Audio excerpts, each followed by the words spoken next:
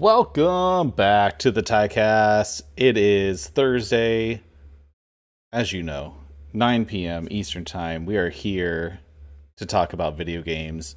We have an awesome panel tonight to talk to you. So welcome, everyone. We got Aaron at Beach Pizza Gaming. How's it going, man? Hey, it's going great. Hey, you know what? You just said it's Thursday, but if people are listening in the UK or over there, it's actually Friday. You know what? You are correct. And I So used to do the whole rundown of like 6 p.m. Pacific, 9 p.m. Eastern, 1 a.m. GMT, and then I stopped doing that because I wasn't sure if anyone cared that I was doing all that. there's one thing we're sure of. It is still 2021, It is. no matter where you are. Yes. And Anyways, yeah, good to be here. yeah. Thank you for being here, Aaron. Russ at Cryosneasel, how's it going, man? You're good. How about you? Doing excellent. I'm doing excellent. Max at Monado Max, what's up, man? Nothing much. Back from vacation here at the TYCAST. You know, the streak's going strong. Appearing in every episode. Exactly. Perfect. Thanks for being here, as always. And Chris at Toaster Dog, how you doing, bud? I'm doing just great. Thanks for having me. Yeah, thanks for being here. Appreciate it. Let's get right into it. We always start with what we're playing, what we're picking up, and this week is probably no different. I know some of you guys went a little heavy. Some of you guys went lighter. So, Aaron, what have you been playing? What did you pick up this week? I picked up. I bought a couple things from the Amazon Prime Day. So I bought Bravely Default 2. I bought Civilization 6 for like $10. That was mostly it, though. Yeah, I'm just looking forward to Mario Golf tomorrow. Even though it got, somewhat average reviews. Yeah. So yeah, I picked those up. I've been playing Smash. I've been trying to play Smash, I should say. Mm-hmm. So Russ killed me like 20 games in a row or something like that. I stopped counting. But I'm getting a little bit better. I know that Russ can't see that, but other people I play with can see it. So unlocking some new characters, stuff like that. I'm playing Fitness Boxing 2, which I bought a while ago, and I just started using it last week, and it's actually really cool. Nice. Yeah, it definitely gets your heart going. It's a good cardio workout, and it's like, I don't know, like I work out, I go to the gym, like, but when you're doing like punching, it works different muscles, so it's it's been fun. I recommend it if anybody's looking to play video games and get fit at the same time. Yeah, that's why I bought my Oculus Quest 2, and then I like went a week like doing like the like high intensity stuff, and then ever since I'm like, I kind of like just sitting on the couch and just like looking around at like 3D images. So I'm like, this backfired really That's a big hard. Difference. Yeah, from getting your heart rate up. Yeah, I went lazy with it. The other game I'm playing, and there's gonna be a review on my channel soon, on my YouTube channel, but it's Bear's Restaurant, and it's you look at it's like the pixel style, old 16-bit style, visuals, and you think it's gonna be this cute little game, and they like just lay it right on you, this heavy story, and yeah, like within like 20 minutes into the game, you're talking to this woman who's dead and doesn't know where her baby is. And you're this cute little cat in a bear restaurant. So I'm looking forward to finishing that to see if I can recommend it, or there's some weird stuff in it though. It's way too heavy for a game with a cat talking to a bear in a restaurant. But yeah. Anyways, that's deep. That's what I've been playing. Yeah, it is. Nice, Russ. What have you been up to? Have you picked up anything lately? Yeah, so I got 4 games this week. I got Samus Returns, and I actually bought it during the last podcast when Game Boy Zero mentioned it. Oh yeah. I've been playing. That's like the only game I've been playing this week. And I'm really, really liking it. It's probably my favorite Metroid game so far. Wow. I've heard it's good. I also picked up. Oh, yeah, it's really good. There's a lot of like quality of life things in it, like being able to scan the map whenever you want, which is like really helpful because I'm really good at getting lost in Metroid games. Yeah, for sure. I also picked up Pikmin 3 on the Switch, Ghost of Tsushima, and I finally got my copy of Cthulhu Saves Christmas from Limited Run Games. I've not heard of that game, but I'm intrigued. Like I'm intrigued. It's like an RPG. Nice. It looks like it was made from an RPG Maker or something. Oh, okay. But I have like a thing for Cthulhu stuff. Like I collect a lot of like Cthulhu figures. I have like every Cthulhu board game. So I didn't really have a choice. I had to buy that one. Yeah, you're the go-to like horror I don't know what the like mystical like like anything like that. I feel like I can go to you and you're like, yep, I know all about it. I have 4 special edition packages of each of these, you know, like what is like urban legends and stuff like that. That's awesome. I got some of those same pickups though. Max, you told me you were saying before the show started you had a big week because you were on vacation and got some big pickups. So what were you up to this week?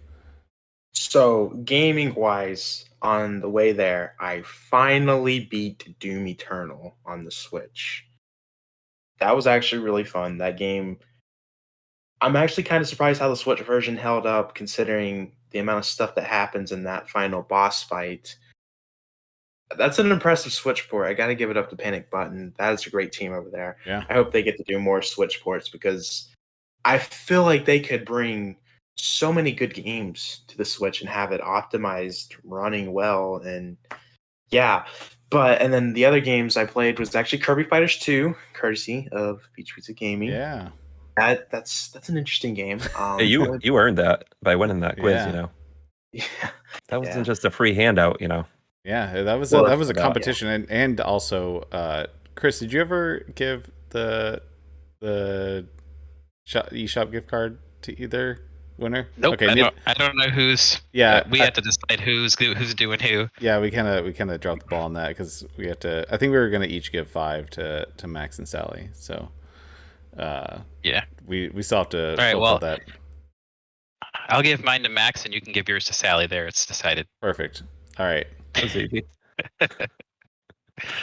And then other games I played was Dead by Daylight, the Resident Evil DLC came out. That's been really fun. I haven't been able to get in a game with the Resident Evil map yet.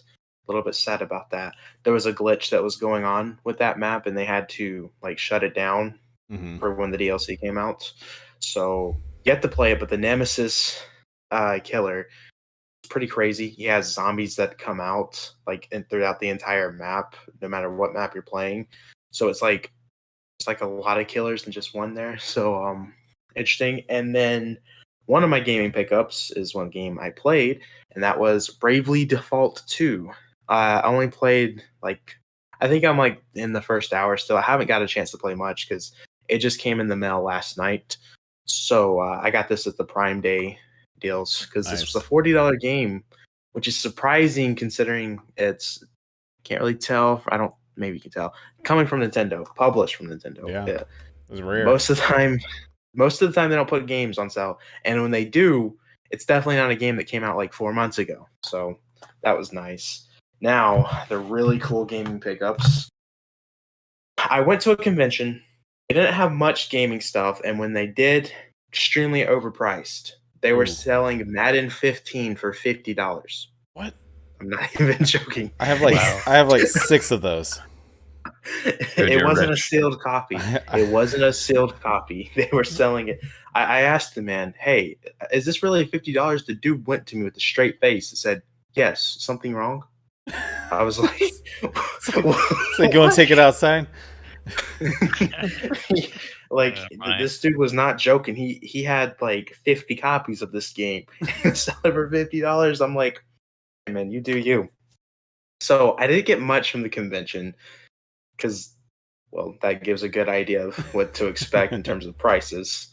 Luckily, there was a GameStop right beside the convention center, and I found things that I honestly thought I would never find at a GameStop. I got Diddy Kong Racing, complete Ooh. in box for the DS, $15. That's pretty much what it goes for. It's like a $15, $20 complete. So it's not a crazy deal. The next thing I got, crazy deal. I got The World Ends With You on the DS, complete in box for 20. And this game goes 60 to 70 complete in box. Nice. So Wow. That's that was a awesome. pretty good deal. That was an amazing deal. I might end up selling this though because I want the Switch version. I don't particularly care about the DS version because the Switch version is kind of a little like minorly rare since it's a published Nintendo game, and I'm trying to get all published Nintendo Switch games. And now the really big gaming pickup that I can't even fit on my table here. This is the thing that probably all of you guys are gonna really like. It's in a custom frame over here. I'm hyping this up.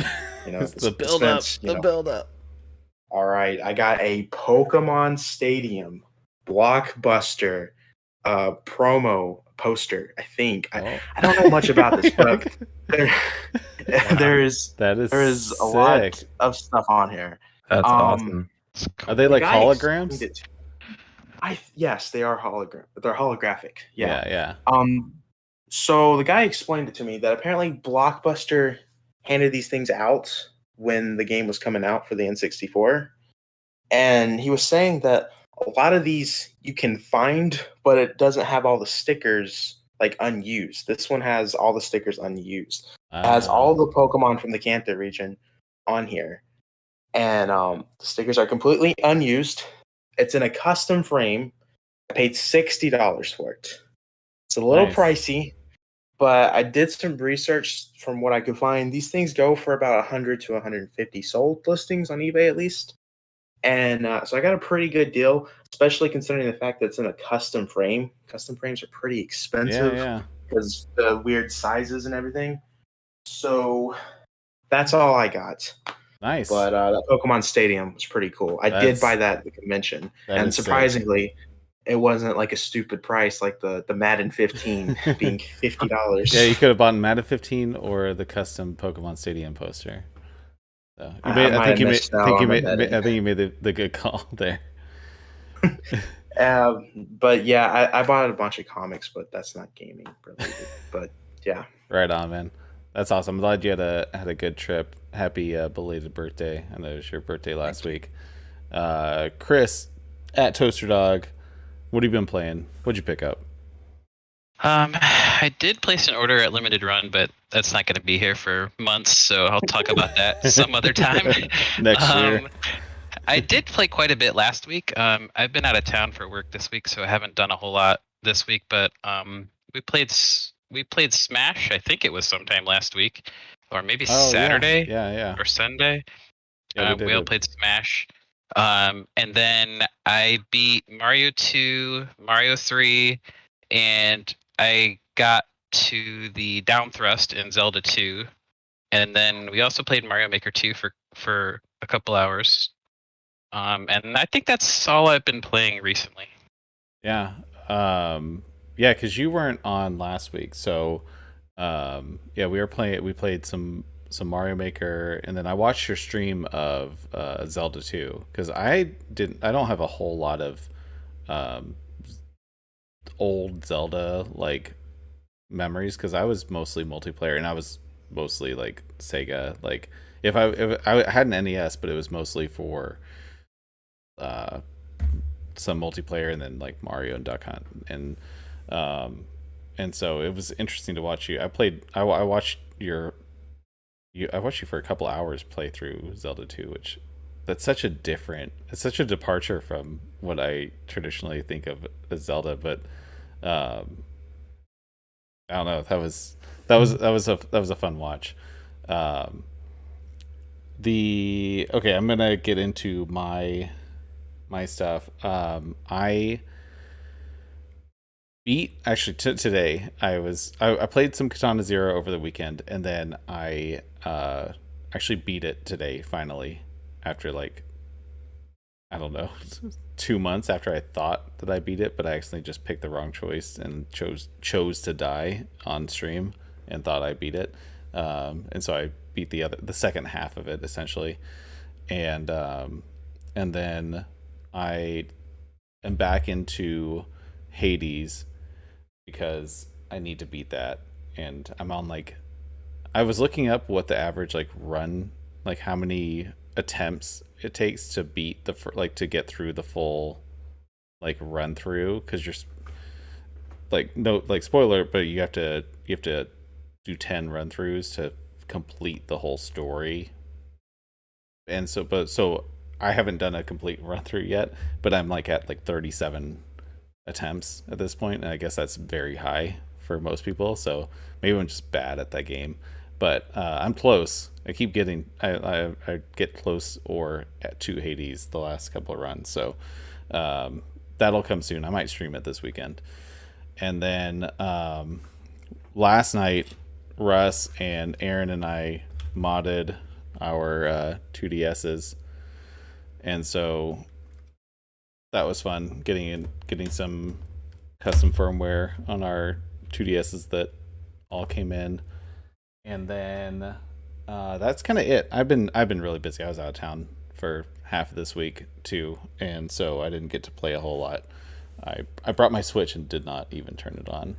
I was just exhausted. So with that, let's get into the news. Dun-dun-dun-dun-dun. Cyberpunk 2077 is back on the PlayStation Store, but there's a huge warning saying do not play this on a PlayStation 4. Oh, there is? Yeah, the whole the whole top half of the description says there are persistent problems with from users playing on the PlayStation 4, and it says for a consistent experience, play on a PS4 Pro or a PS5. And so it seems like, oh, here it is. Yeah, important notice. Users continue to experience performance issues with this game. Purchase for use on PS4 systems is not recommended. For the best Cyberpunk experience on PlayStation, play on PS4 Pro and PS5 systems. And then it goes into the rest of the description. And so that is the first paragraph of the description of the game. That's kind of crazy. Yeah. I mean, I think they should still, like, if somebody buys it on a regular PS4, they should still refund it, I think. It's if they have issues. I'm surprised that, I mean, this game launched in November? December. And so we're 6 months out. The fact that they're still having issues when this game was like 80% developed, when the PS4 was like had 80% market share, and this game still cannot properly run on the system that was the dominant system while they were developing. I mean, that's just kind of wild in my mind. It's weird. Very weird. It's strange. I'm surprised that they actually brought it back, because PlayStation was one of those companies that was like really stern on not having it back on the PS Store, since the amount of glitches, the amount of refunds, and considering the game is still not at a justifiable, way of playing yet. I'm surprised they're still having it on the store. Yeah, I'm guessing that they came to some sort of agreement.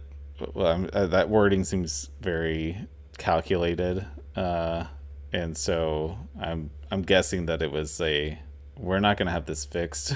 Can we get it relisted now that like there's more of a base of either PS4 or PS5 users that can buy it? And I have a feeling that negotiations were going constant over the last 6 months to get this relisted. To get it back on there, yeah. Which it's just a strange thing that if they didn't have it like, okay, it's all good type of thing. I don't know. Maybe CD Projekt doesn't think that it's worth. I don't know. I don't. It's a strange. It's a weird. It's a freaking weird story that. Who is buying The Witcher 4 on release day after that night? Yeah, exactly. In 2077. Right. So yeah, I don't know. I've never played.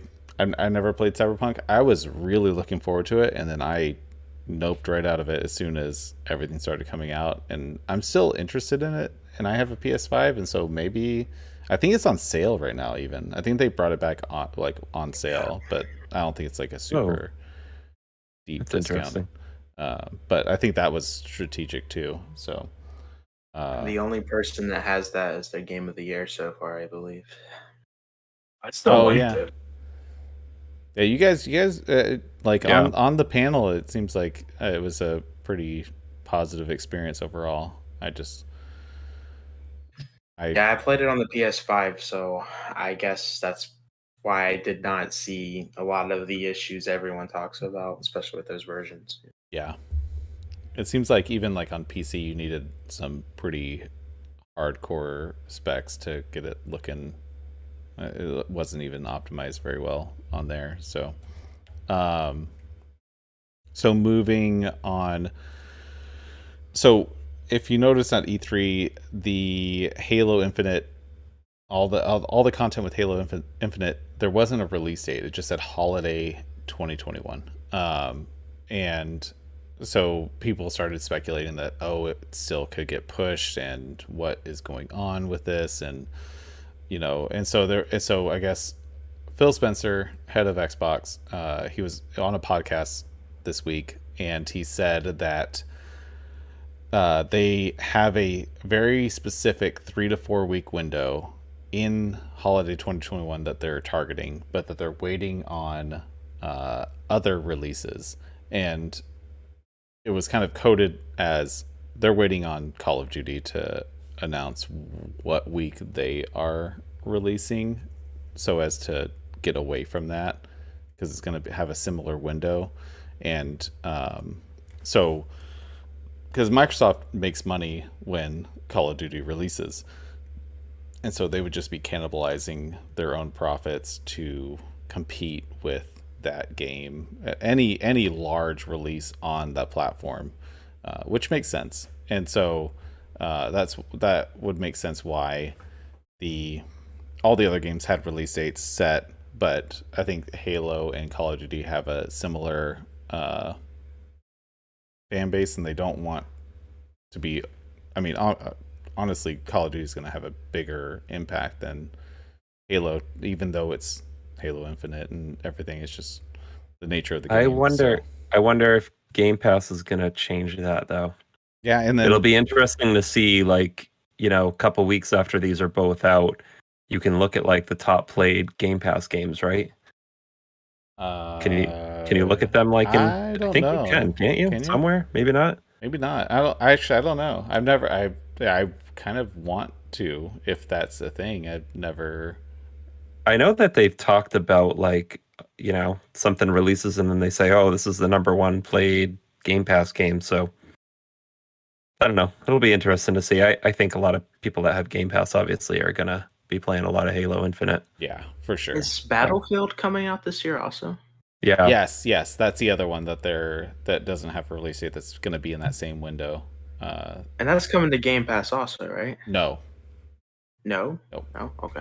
It was a big deal that it's not. It's an EA game that is not coming to Game Pass, and it's only multiplayer, which is another strange thing. A $70 Xbox game that is only multiplayer, not on Game Pass, and is releasing in that same window. So we got Battlefield, we got Call of Duty, we got Halo, and so Halo's the only one with free to play multiplayer. You don't even need Game Pass or Xbox Live or anything. It's completely free to play on Xbox or PC. The new Call of Duty will probably have a Warzone update, which will be free to play, but the game itself will not. And then Battlefield, nothing free, only multiplayer. So it's three very different approaches to releasing these games. It's crazy. Yeah, It's the year of the shooters, I guess, with the game genre. So I feel like it's been year of the shooters like every year. Like yeah. That's kind of 15 years now. I haven't bought a Call of Duty since Modern Warfare 2 in 2010, 2009. I think that's why like PUBG and Fortnite were so popular, is because they still had that shooter, you know. They're shooters, but they just added a whole different aspect to it. And I remember in like the mid 2000s, I was like, I wish, like when Battlefield 1942, the original, I remember you could have like 64 players, and it was like, it felt like a real world thing where you can like hop in vehicles, like, and you were immersed in everything. It felt like a precursor to all of that, and I was like, if this could be just like a little bit more robust and everything, like it would just completely dominate. And I feel like Fortnite kind of took that mantle of like a huge multiplayer, and also making it free did like added a lot to it. But I remember playing as many people as we could. Usually we couldn't get more than like 32, but on Battlefield 1942 it just felt like such a surreal experience with the that type of gameplay. And I don't know, I feel like there hasn't been a ton of progress in that field since. And that was like 2004, 2003, something. I don't know. That's when I was born. Freaking Max. So good news for all of y'all. Bayonetta 3 definitely still exists and is progressing well. Two quotes that are you can take as you will. But I know we have a staunch Bayonetta 3 crew here, Bayonetta in general, and so in an interview with GameStop, it was confirmed that Bayonetta 3 still exists, which is just a weird thing to have to say, and also that not only does it exist, but it is progressing well. So that's all. That's what we got. We got nothing E3. I mean, it's been 3 years. It's almost been 1,500 days since the Bayonetta. 4 years, That's right? At the Game Awards 2007. Since it was announced, and there's been zero word since. And there was pretty much nothing, wasn't it? Just like a trailer that just like had a 3 in it, and pretty much nothing else. Yeah, it was just. It showed Bayonetta get destroyed. Like her legs fell off. Yeah. So as long as it's good, I'm okay with it. I mean, yeah, I'm okay with it. I could still go play Bayonetta 2 right now and have fun playing that. There's like so many different unlockables in it that you can play through it a bunch of times, and yeah, I still think it's a great game. So I can play those while I wait. I just want 3 to be better than both of those. So if it does that, I'll wait a couple more years. I loaded 1 and 2 onto my Wii U that maybe I will play at some point. I'll probably play right before, or like as soon as we get a release date for 3. They are great games. They're good action games. I know like there's a lot of I see a lot of people compare it to like Astral Chain. Is it similar to that? Like the like kind of really? No, okay. No, I think the combat. Devil May Cry. Oh, okay. Yeah. Okay. Yeah, I think like it's a lot of like button combos and timing. Like the timing or the dodge timing is like a huge part of it. Do you like level up like weapons and skills and stuff? Is there any? Yeah, you unlock different combos and you can buy different moves throughout the game. Okay. Yeah. So there's a little bit of that like like scaling up of powers and stuff like that. Okay. Yeah. All right, next. Any Bayonetta? I feel like you guys were like, yeah, Bayonetta. Like, and I feel like it was a little like in the Discord. I feel like it's like Bayonetta, and then like we're like, oh yeah, I love it. What, I love Bayonetta 1 and 2. whatever, I- Bayonetta. We've been hurt so much. Yeah, they we've talked can't about be it so excited. much. Yeah, exactly. Okay. Fair enough. So Pokemon Unite has a release date. Well, it doesn't actually have a release date. It has a release month of July, which is could be 8 days, could be 39 days. It's the free to start MOBA Pokemon game, a la League of Legends or Dota, which it's like 5-on-5 type of thing. I remember this not looking very good, but seems like some people are really pumped on this, and I don't know. I haven't been into Pokemon in a while, and I kind of I feel like I'm kind of missing the boat on it, but I feel like as soon as I'm like, oh, there's a new Pokemon coming out, they're like, oh, there's actually 5 new Pokemon coming out, and so is anyone have their their finger on the pulse with Pokemon Unite? Is this a thing that, because I know it's coming to Switch and mobile, and they're both free to start, and then it sounds like it's going to be like ramped up pretty heavily with the transactions inside of it.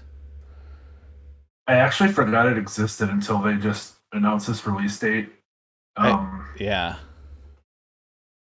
I'm gonna play it, obviously.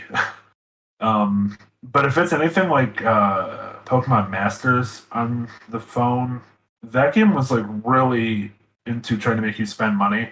Mm-hmm. And I get the feeling that this one's going to do that too. And I'm going to assume that like a lot of characters are behind paywalls or something like that.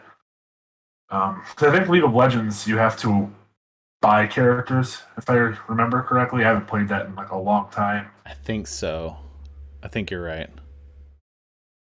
Yeah, because the free to play versus free to start has very specific like connotations of it, and I think it's the fact that you have to pay to be like, you can't not pay anything and still like progress throughout.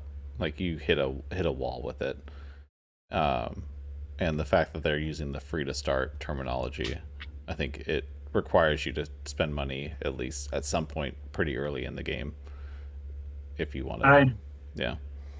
I think all of the Pokemon apps are considered free to start. Oh, really? Pokemon Go might be the only one that's not, but if I remember right, I think the Pokemon Shuffle was, and I think that Cafe one was too. Oh, and then they did that Pokemon Picross too in the 3DS, and that one was free to start.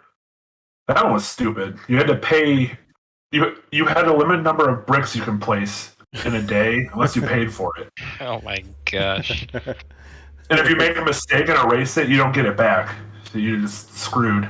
Oh, that's that's just like torturous.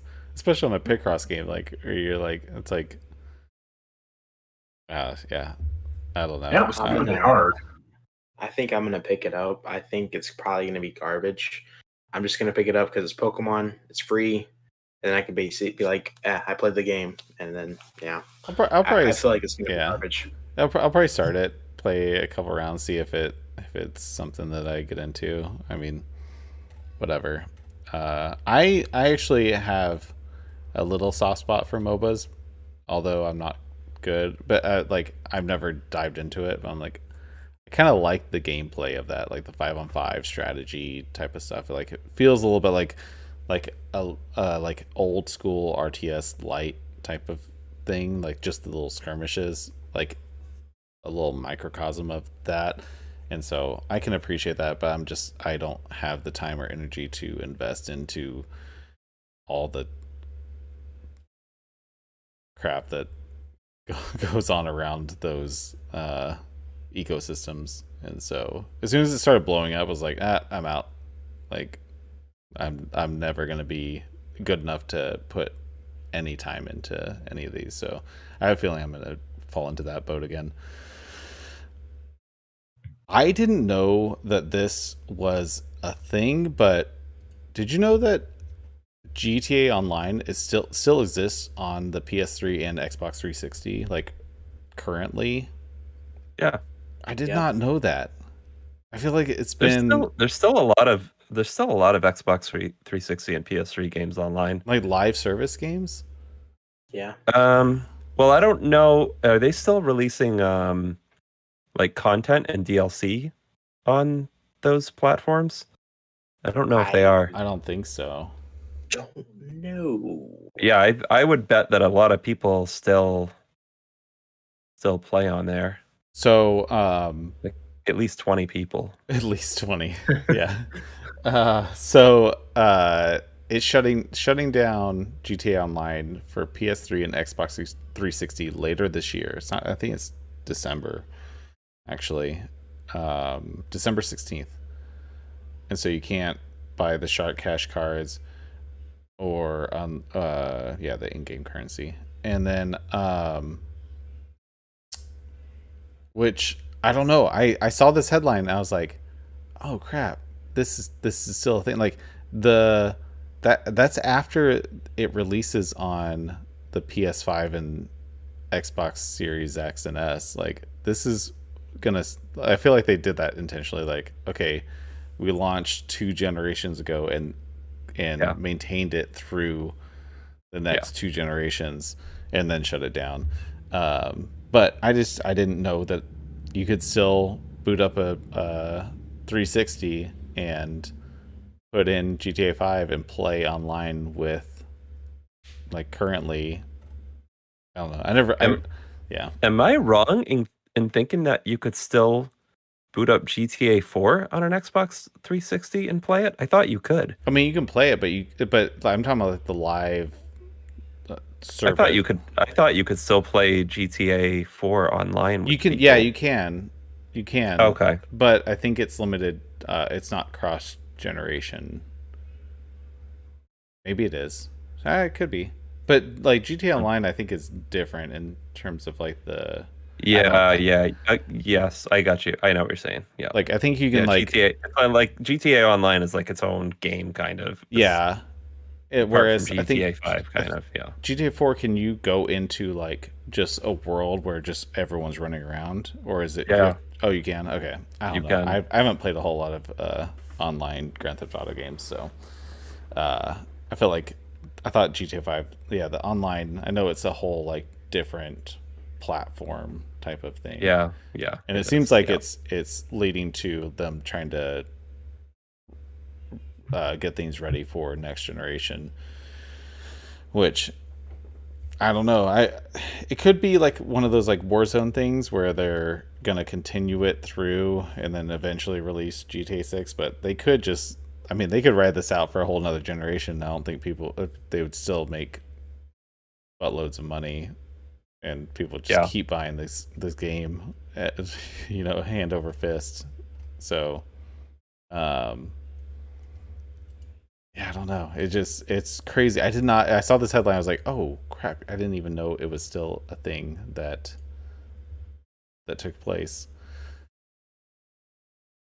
That's it for headlines. We're gonna move into some hot takes. Sonic the Hedgehog turned 30 yesterday.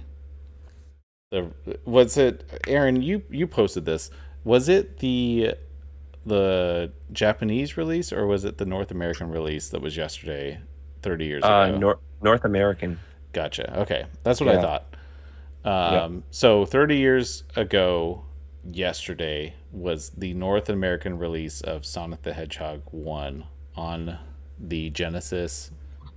I know it came out on the Master System. Was that a what's it called, a demake of it? Did it come out on Genesis first? I don't know, and I just saw somebody post it on Instagram like yesterday, and it was part of their collection. I didn't even know that Sonic was on the Master System. Yeah, it was, because then So, they ported it to the Game Gear, I'm pretty sure, from that Master System I version. knew it was on the I knew it was on the Game Gear, but I didn't know it was on the Master System. I found that pretty interesting. Yeah, I'd like to see what the gameplay looks like on that sometime.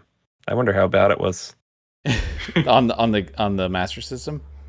Yeah, It's pretty funny. I can probably pull something up. So it actually kind of looks cool. I kind of it's different, but it's not bad. Yeah, I kind of like the way it looks, actually. Okay, so the hot take is actually I don't remember what's your favorite Sonic memory between all the games. Oh yeah, over the last completely forgot about the hot take. Yeah, the hot take I is would say that we have talked about Sonic. We have like every episode recently. Sally straight up said that she wasn't going to be on tonight because we were talking about Sonic. I'm sure we'll talk about Mario 3 on one of the next ones. She'll join then. But I had Sonic the Hedgehog on my Sega Genesis back in '91. I've already said this, but I just beat it like 4 weeks ago, or whatever, for the first time. Honestly, I haven't played a lot of Sonic games yet, so I don't have a favorite Sonic memory. I think it's kind of my favorite Sonic memory right now is pulling up YouTube with my son, looking for a video, and him saying that he wants to watch Sonic the Hedgehog, and he's 2.5. And I'm like, okay, I guess some people still like Sonic the Hedgehog. That's kind of what like started my interest in wanting to like explore why Sonic still exists. But yeah, I mean, it's an interesting. I'm playing interesting franchise. I'm playing the Master System gameplay of Sonic the Hedgehog 1 right now on the stream. That's awesome. This doesn't look like it. Oh, we're going through different things. But Russ, what about you? And you are you're kind of the go-to for Sonic on the Discord. And so what would, if you had to narrow down your like best memory of Sonic the Hedgehog, what would it be? Mine would probably be the first time I ever saw Sonic. Back, oh geez, I don't know, I might have been 10. Me and my friend used to go to each other's houses like every other week. The first week would be at mine, the next week would be at theirs. And every time she came over, she would bring over Sonic Adventure 2 Battle. And the first time she brought it over, I had no idea what it was. And then she opened it. She never played like a single level. It was only the Chow Garden. It was all she cared about. And then when she showed me the Chow Garden, I was like, I need this game. So I ended up borrowing it from her. And then I borrowed it from her for probably 2 years and like did not give it back. And then when I finally gave it back, I had to beg my mom to find it and buy it for me. And ever since, that has been my favorite Sonic game. I absolutely love that one. It's all because of the stupid Chow Garden that took Minecraft to bring back. Yes. Today or yesterday or something. I don't know. I bought it today. No, that's a good one. I have something tied into that. Max, what about you? Okay, so my favorite Sonic memory is when I was young. I was under the influence because in this timeline, Sonic wasn't exclusive to Sega. I was under the influence that Sonic was a Nintendo character as a kid. Yeah. And I always imagined him and Mario just having a cool game together or something like that where there was a cool crossover. It's going to the Olympics. Super Smash. Sorry. So not the Olympics. Not the Olympics. But Super Smash Bros. Brawl. Seeing Sonic and the Subspace Emissary story was so cool because I had no idea that he was even in the game playable. So that whole scene was so awesome. That's probably my favorite Sonic memory. The fact that you can play as Sonic in a Nintendo game fighting all these Nintendo characters, especially Mario. Even though I didn't know Sonic wasn't a Nintendo character at that time, I still loved that moment so much because of it was a dream for me to see that. So I'm Yeah, going to go with that. That's a good one. Good one. Chris, what about you? Who's Sonic? No, I'm just kidding. I got kind of like a mixed memory with Sonic. So when I was I must have been in junior high, maybe somewhere around it was either 92 or 93, and it was Easter morning, and we don't usually do gifts or anything on Easter, but my brother and I walked into our like playroom, and there was a Sega Genesis with Sonic 2, Sonic 1, X-Men, I think maybe one other game, but I don't remember what it was. And I just loved Sonic 2. It was so much fun to play.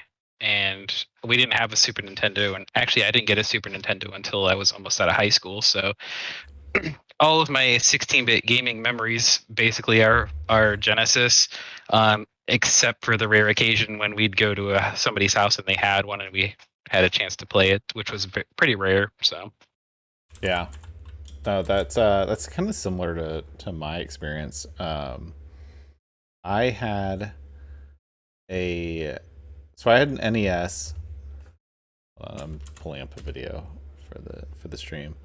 I had an NES, and then I got really into it, and so it was time for me to get my console, and I really wanted a Genesis, and I had a friend that I grew up near who's actually in our Discord, and I think he's going to try to be on next week. We'll see. So a lot of my early childhood gaming memories are shared with him. I think he got a Genesis first and had Sonic. And then I don't think I got my Genesis until around the time that Sonic 2 came out. And so I remember spending hours just staring at the box art specifically of Sonic 2. And like it felt so like three-dimensional weirdly, like the whole thing with like the just the artwork of Sonic 2. I was just like, this is like the future of video games type of thing. Like I remember kind of being like, it was like transformative of specifically the artwork randomly. And then so that's the first thing. I just remember just spending hours staring at this case and the box and the plastic and the manual and looking through the manual over and over and just playing for hours. But then the other thing was specifically Sonic Adventure 1, because I was a diehard, like I was ready for the Dreamcast for like a year before it came out. And I had my PS1 that I was a big fan of, but I was ready. I felt like the PS1 was getting old by the time that the Dreamcast was announced. And so I got my Dreamcast like day one, and I was a huge fan of it. And I got Sonic Adventure and the VMU, and like you play Sonic Adventure, and then you collect the chows, and then you could load the chows onto your VMU, which were basically a Tamagotchi that you carried around. And I had just gotten to high school, and I was like, yeah, like I have a Dreamcast with a VMU, and you know, maybe I wasn't as cool as I thought I was, but I thought I was pretty cool. Like I could take my chows on walks and stuff, and I don't know. I just remember that being so cool, that like the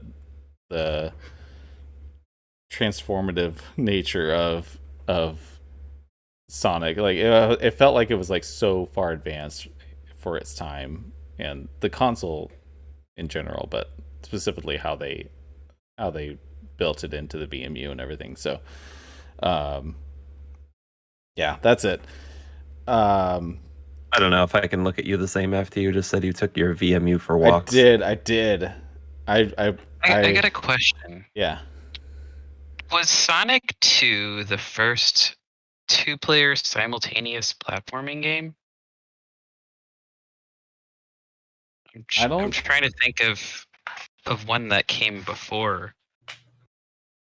Platforming, maybe. Well, like there were like co-op platform games before Sonic 2. Like the original, or like beat 'em up style games. There were definitely beat 'em up games. Yeah. Yeah, I'm thinking platforming. Like pure platforming. I feel like there had to have been, because I remember with all the arcade archive games that I've played recently to like yeah, gameplay on my channel. I play the randomest games from arcade archives, and there has to be there's like a lot of 2-player games on that I've never heard of. And there has to be. I remember being a little bit disappointed that Tails wasn't more consequential in Sonic 2, because you could just it was kind of cool how you could just hand anyone Tails and you could still play and not affect your game at all. If anything, it was 0 or improvement. Like they could help, but they couldn't actually hurt your performance, which is kind of cool. But I felt like it was always like kind of inconsequential, that if you were stuck with Tails, you're like, oh, okay, I could just run off the screen and then you just helicopter back in after 5 seconds. And so me remembering that, I feel like there were other games in that time where there were pure 2-player like platforming cooperative that wasn't on that. Like Tails was kind of pointless, more or less. Yeah. I don't know. That's something we should look up, though. Okay, yes. So the other thing is the N64. I didn't look up the exact date, but the N64, I think it might have been the same exact. It might have been yesterday. Turned 25. Yesterday. Yeah, I think it was yesterday. Yeah. Which is a beloved, underrated, overrated console. In the when did it come out? What was it? 96? 96, yeah. 96? Yeah. 96, yeah. And so similar to Sonic, I want to run through with what your favorite N64 memory or game. I threw them both out there. Either your game or memory of playing the Nintendo 64 is. And I'm going to start this time with Chris. Oh, is that? Oh, good note. That might be the Japanese date. I feel like they weren't completely even for one reason or another, but yeah, we didn't get it's September. Okay, yeah. Thank you, Skake and Bacon Media, for the clarification. So yeah, Japanese N64 came out yesterday, 25 years ago. So Chris, I'm gonna start with you. What was your N64 memory of note?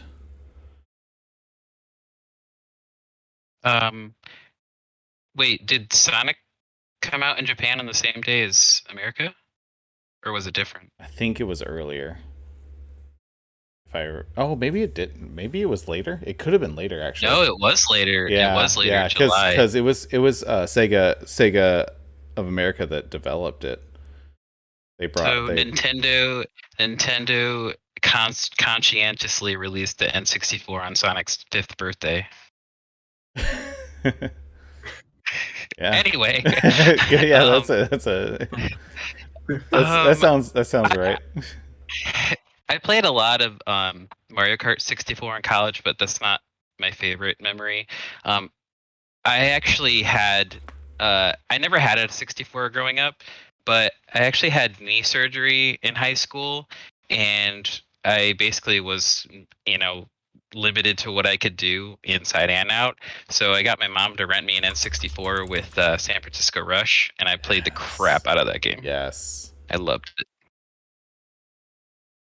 That is, I forgot about San Francisco Rush. That's a good one.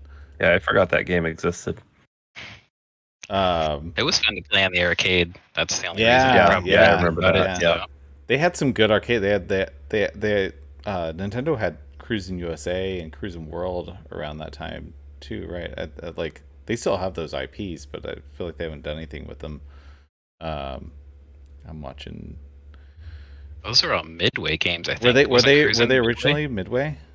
I feel like I think Midway so. gave the cruising rights to Nintendo. at some point. So I could have. Yeah, at some point. I don't know the history of it. I just remember I was like, oh, Nintendo is Cruising USA. I don't remember when it was. It could have been way after. Completely off topic, but on my way home from my work trip yesterday, I saw some guy with a pickup truck and Hydro Thunder arcade in the bed. Pretty cool. That classic Dreamcast. I think I bought Hydro Thunder. I think that was the launch title for. Was that N64 too? It was around that same era. Yeah. Yeah, I think it was. I definitely had it for the Dreamcast because I loved the water physics of that game. It was. Yeah, that game was fun. That was a good arcade game. Max. Okay, Go for it. So I'm probably about to make a lot of people mad. No, no. I've only played 2 N64 games. One I beat, one I didn't really play much of.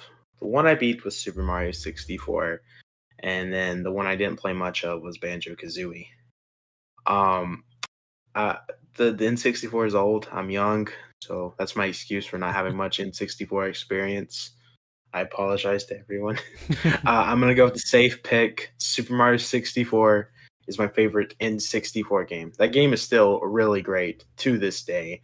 Yeah. I would love at some point in the future, like maybe 10 years from now, for them to remake that game in HD. I think that would be awesome with today's graphics. That game still looks great. I'm not complaining.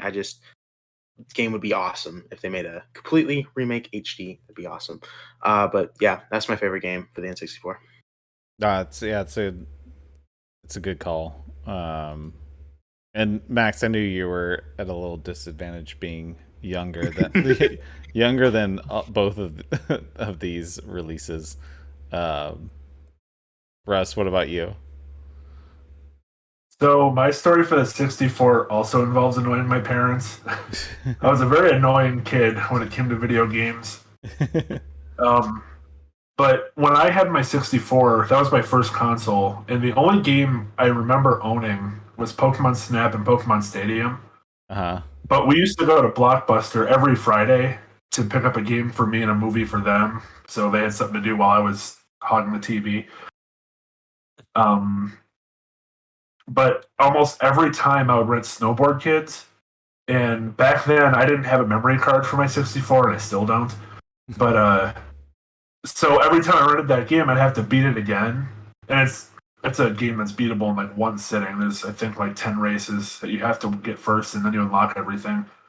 But that game is probably my favorite 64 game aside from Kirby's Crystal Shards. Mm-hmm. I have way more memories of renting Snowboard Kids, and then when I found out there was a second one, I lost my mind. And I think the second one's fun, but I think my rose-tinted glasses make me like the first one more. And those It's games definitely worth the play. Those games are kind of rare now, right? It was Snowboard Kids, I feel like, or is that not a thing? Maybe I think the second one is. I don't know. I remember buying the second one way later, maybe 10 years ago, and I want to say I paid like $50 for it then. Okay, it's not like one of those like ultra rare, like weird, like titles. For some reason, I don't know why Snowboard Kids stuck in my head. Aaron, what about you? I think mine is 1080 snowboarding. Yeah. because it's really the only game that I've spent a lot of time playing. I never had. No, I did have a Nintendo 64. Quick story. I went to Savers looking for games, looking for some, some cheap gems, and they had nothing. So I pulled out of the parking lot and went down a side road, and there was a yard sale. And I saw a Nintendo 64 controller, so I pulled over.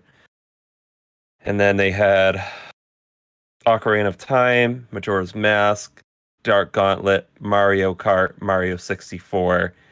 All these games, 2 controllers, no system. And I said, "Hey, what do you want for this stuff without a system?" And they were like, you just give us $10 for it." So I bought all that stuff. And then I was like, all right, now I need to test it. So I bought a Nintendo 64 to test it all. That was like only 4 years ago. That's awesome. So yeah, that was the only time I had it. And I think I put in one game or maybe I turned them all on to make sure they worked before I listed it on eBay. Man, it's so awful. Did you end Anyways, up, you listed it all? I listed it all on eBay. I think it sold for like $240 or something like that. I felt bad. I wanted to stop by that house and buy him a dozen donuts or something. You should have held on to it. I had no interest in it. Yeah. None whatsoever. And just... I can't stand the Nintendo 64 controllers and how that little what's that stick called? The analog stick. That was the original analog stick. Is it just an analog stick? Well, it always breaks. Yeah, right? Yeah. It's garbage, but it was... I had no interest in it. So, yeah, but 1080 snowboarding, a friend had that, and we used to, every time I was over there, we'd play it. So that was my favorite game by default because I didn't really play anything on it. On an appropriate note, I almost lasted this whole podcast without spilling my drink all over my desk. And almost? Yeah, it just happened. It's all over. And so I'm moving everything right now. Oops. Oh, the control stick. Thanks, Marcus. I knew it was something like, I think they call it a C-stick for short, right? Oh, yeah. Yeah. I just remember it was the first fully analog control, and so I always called it the analog stick. I never had. Both the controllers were broken, so I was like, I don't want to deal with this stuff. Yeah. So, I actually I've never owned a Nintendo 64, but I played a lot. And my friend growing up, Tyler, he almost freaking knocked it over again. He had an N64. And so we played a lot of games. It was mostly multiplayer games. So my number one memory is playing GoldenEye. As many people as we could get together to play.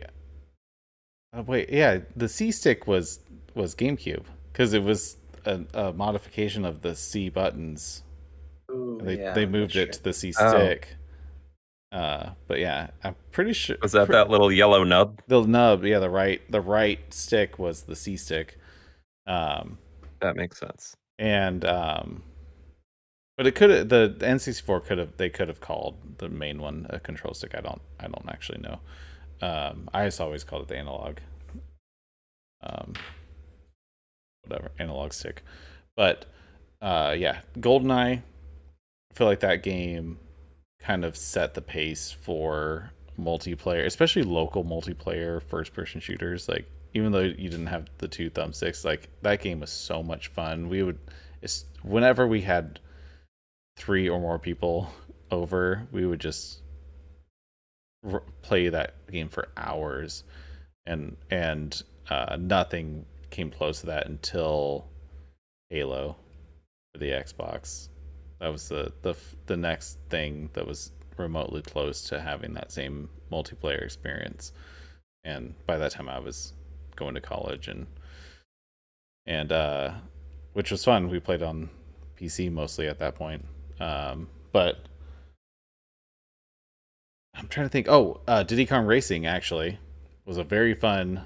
I played a ton of Diddy Kong Racing on the N64. For some reason, we preferred that over Mario Kart.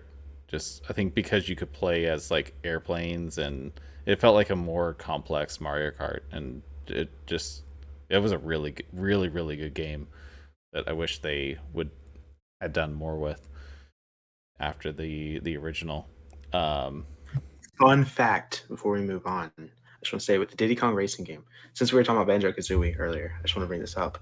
That was actually Banjo Kazooie's first appearance in any game was Diddy Kong Racing. Was it? Yep. Did not know that.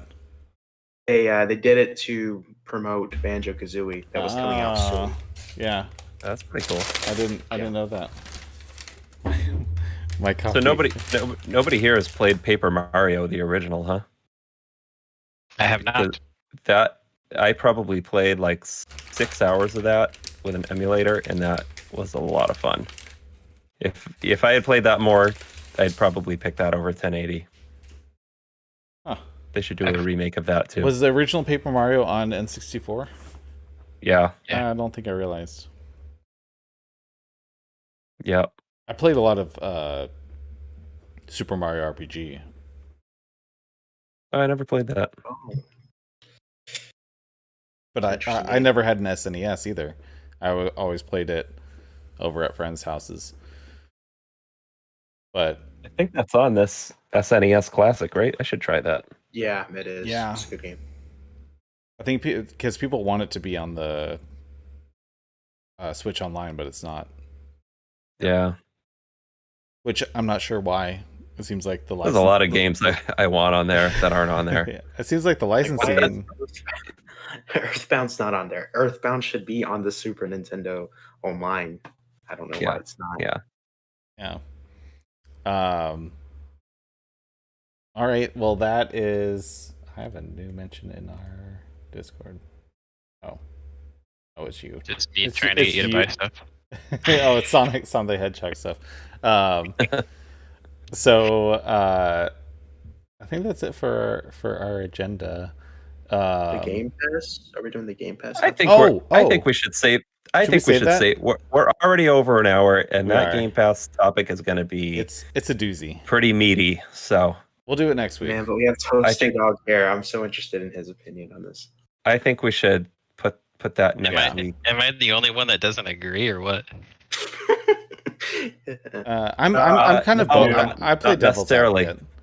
Not necessarily. I think it's going to be a good conversation, and I think we should leave it at that for now. I think we're at it would be too long. Yeah, we're at the exact time that I want to end, and so let's save it for next week. I'm sure we'll have people that if Chris you can't make it next week, I'm sure we have people that are on the opposite side. I kind of play both sides of that argument anyway.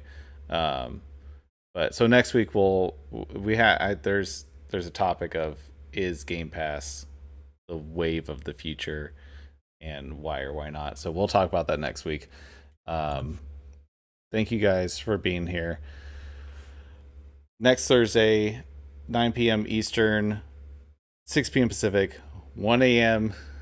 GMT on Fridays for those of you across the pond. Aaron at Beach Pizza Gaming, you're on YouTube. Do a lot of Switch gameplay videos. Thanks for being here. Thanks for having me. What do you have coming up next?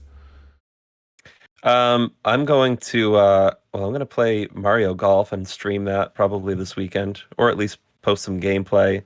I got a bunch of other games that I'm posting gameplay of and doing reviews. So Beach Pizza Gaming at YouTube, Switch focused. Check it out, please. Awesome. Thanks for being here. What's happened? Oh, we're back. We're back. We also lost my audio. Max, you have a YouTube channel, Switch Focus. You do 2 videos a week. What do you have coming up? Tomorrow I got my Mario Golf unboxing video coming out, the vlog of me picking it up, all that stuff, and then that same night I should be streaming it too. So Nice. Yeah. We are we all playing tomorrow night? I'm picking up tomorrow too. Are we streaming together? Or are we streaming separate? Or I'm down to stream with both of you is guys. this a competition or is this a partnership? You are playing Mario Maker 2 with Sally. I know. That's what you're doing. I did promise Sally that I would play Mario Maker 2, and so, but whatever it takes, I'm playing Mario Golf for at least some extended period of time. At least 6 hours. It's however long we can make it last. Yep. Chris, Toaster Dog on Twitch. You stream a lot of retro games, which is awesome. Mhm. There's not enough of that. I always enjoy watching you play some old NES, SNES games. What do you have coming up? I don't know actually. I'd like to finish Zelda 2 at some point. I Nice. just don't know if I'm going to. Yeah. And then after that, I don't know. I really want to finish Dragon Quest 11 because I have like, I don't know, probably at least 50 hours into it, and I'm Wow. like a third of the way done. So I really kind of want to get that done. But I won't stream that because I'm so far into it. But I have so many games I want to play and not enough time to play them. So For sure. I don't know. Yeah. No, definitely. Same boat. Official no friendo. I'm picking that up tomorrow. I'll pick up Tony Hawk 1 and 2 for Switch as well. Is that coming out tomorrow? That comes out tomorrow. Oh man. Yeah. I feel like You're feel in like, trouble. I know. I feel like I need to get that on the PS5 though. I feel like It's it would, gonna look better on the PS5, Yeah. but can you sit on your couch with the TV off and play it in handheld mode with your PS5? Not without some hefty. I don't know. No, I can't. Wait, is that coming out? Is that on PS4 already? Yeah. Yeah. Yeah. Can you play a remote play with Vita? Because that'd be almost the same thing. Oh yeah. Oh. Yeah, you can. Yep, you're right. Ty, do you have a Vita? I do not, but I should buy Those one. Switch, I have like 5 PSPs. Maybe I can trade. You can remote play God of War 1 and 2, I think, from your PS3 on your PSP. And that's pretty much That's it. what I'll do. Sorry, anyways. I'll do that. Yeah, so Thursdays, 9 p.m. Eastern. If you're listening, if you're watching, thanks for being here. Thank you to everyone in the chat. I see you. I love you. We're on Spotify. We're on Apple Podcasts. Leave a review. Leave anything. Share this with a friend. We're trying to get more people in here. We have a good time talking about video games. So if Thursdays, bring someone next week. If you're here, bring a friend, and let's get these more people talking, more people chatting, more people sharing. Thursday, 9 p.m. Eastern. I'm gonna be probably streaming Mario Golf tomorrow night. I have a new video coming out probably Monday if I get my ass in gear and finish editing. It's all done otherwise. So we'll see you next week. Thank you guys all for being here. It was a blast, and we will see you next week. Adios. Good night. Have a good Friday and a weekend. Have a weekend. Goodbye. See you all. Bye. See ya.